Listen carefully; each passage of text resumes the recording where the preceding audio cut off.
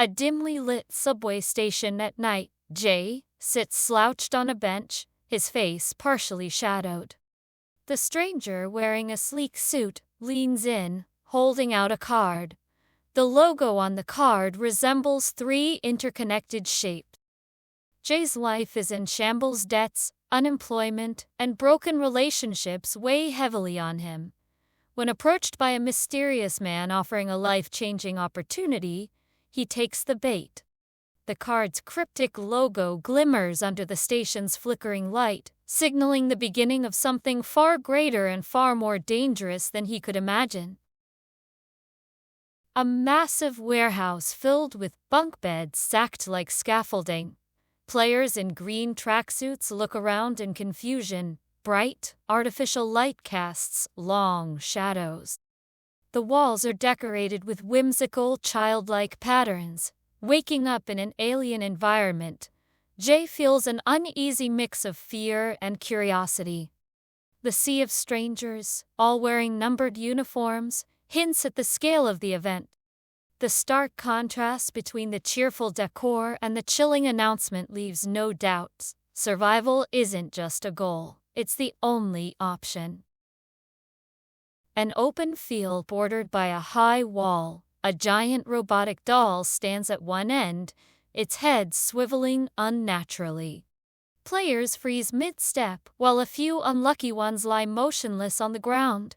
The cheerful cry of red light, green light, morphs into a nightmare as the doll's deadly gaze sweeps the field. Every step forward feels like a gamble with fate.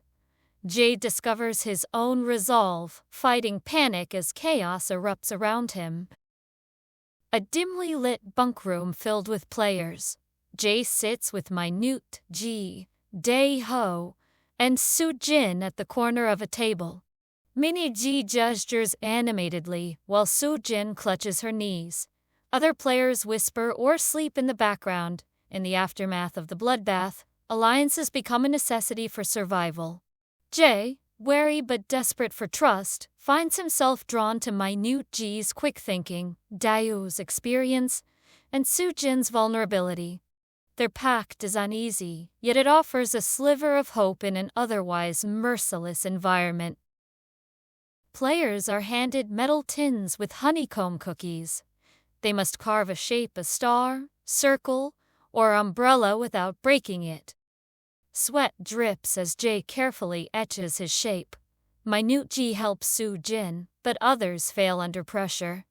A sunny courtyard with players hunched over metal tins. Some nervously scrape the honeycomb with needles, while others look horrified at cracks forming. Guards in red uniforms with masks stand by. A seemingly innocent task becomes a test of precision and nerve. Jay's hands tremble as the needle scratches against the brittle surface. The tension is palpable, punctuated by the snap of cookies breaking and the harsh consequences that follow.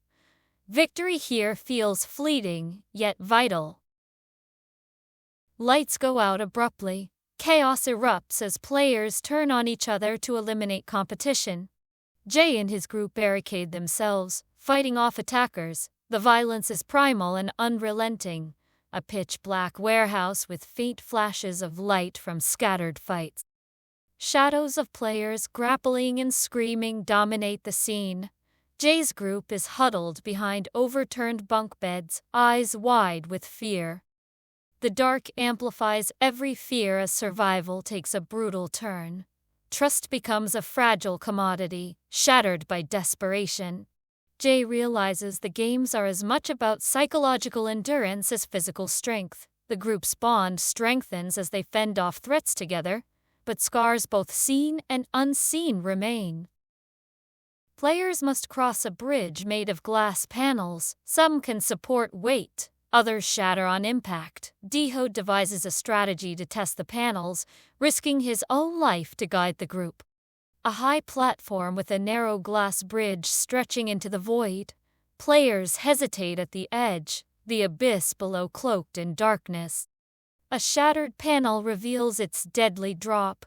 Dae-ho takes a tentative step forward. Every step feels like a wager against death. Daeho's calculated bravery contrasts sharply with the panic of those around him. Jae's respect for the older man grows, but so does the weight of the choices they're forced to make.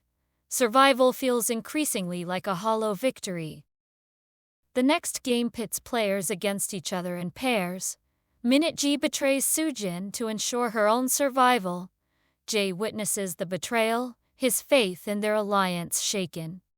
A dimly lit room with pairs of players facing each other. Minute Ji holds a small sack of marbles, her face grim. Soojin, tears streaming, pleads with her. Jae watches from a distance, fists clenched. Trust fractures under the weight of the game's cruelty.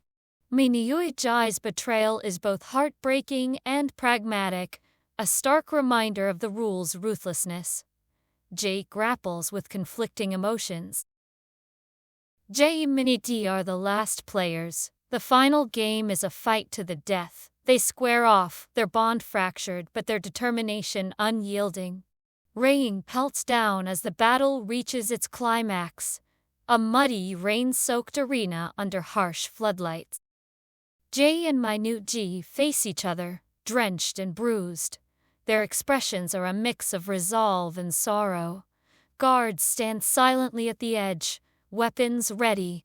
Friendship dissolves into necessity as Jae and Minute Ji confront their final test. Each strike feels like a betrayal of their shared struggles. Yet hesitation means death.